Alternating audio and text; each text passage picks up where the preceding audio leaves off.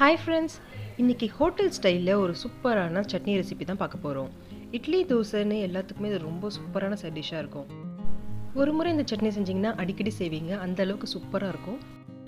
நம்ம சேனலை first time பார்க்குறீங்கன்னா அம்மாடி கிச்சனுக்கு சப்ஸ்கிரைப் பண்ணிக்கோங்க. பக்கத்தில் இருக்க பெல் பட்டனையும் ப்ரெஸ் பண்ணிக்கோங்க. வாங்க இந்த சட்னி எப்படி செய்யறதுன்னு பார்க்கலாம். ஒரு வாணலியில் 1 டீஸ்பூன் அளவுக்கு எண்ணெய் சேர்த்துக்கலாம். 1 கப் அளவுக்கு வேர்க்கடலை சேர்த்துக்கோங்க. இதை ஒரு 2 நிமிஷம் போல் நல்லா வறுத்துக்கலாம். மிதமான தீயில வச்சு லேசாக வறுத்தா போதும். அடுத்ததாக கூடவே ஃப்ரெஷ்ஷான கருவேப்பிலை கொஞ்சமாக சேர்த்துக்கலாம்.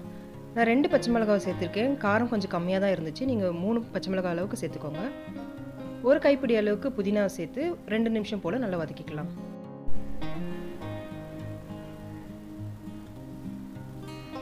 அடுத்ததாக 3 டேபிள் ஸ்பூன் அளவுக்கு பொட்டுக்கடலையை சேர்த்துக்கிறேன். கூடவே அரை எலுமிச்சை பழம் அளவுக்கு புளியை சேர்த்துக்கலாம்.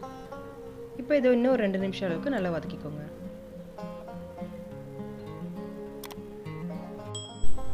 இப்போ இதை நல்லா வதக்கியாச்சு. இது நல்லா ஆற வச்சுக்கலாம். இப்போ நல்லா ஆறின பிறகு மிக்ஸி ஜாரில் மாற்றிக்கலாம்.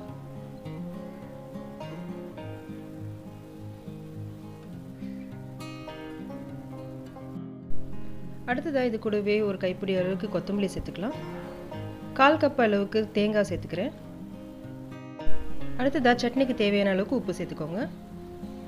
1/4 கப் அளவுக்கு தண்ணியை சேர்த்து இது நல்லா அரைச்சி எடுத்துக்கலாம். இப்போ நல்லா அரைச்சி எடுத்துட்டாச்சு. இப்போ அடுத்ததான் சட்னியை தாளிச்சிக்கலாம். 1 டேபிள் ஸ்பூன் அளவுக்கு எண்ணெய் சேர்த்துக்கலாம். அரை டீஸ்பூன் அளவுக்கு கடுகு சேர்த்துக்கோங்க. 3 வரமிளகாவை சேர்த்துக்கிறேன். கொஞ்சமாக கருவேப்பிலையை சேர்த்துக்கோங்க. இப்போ இது லேசாக வதக்கி விட்டுக்கலாம்.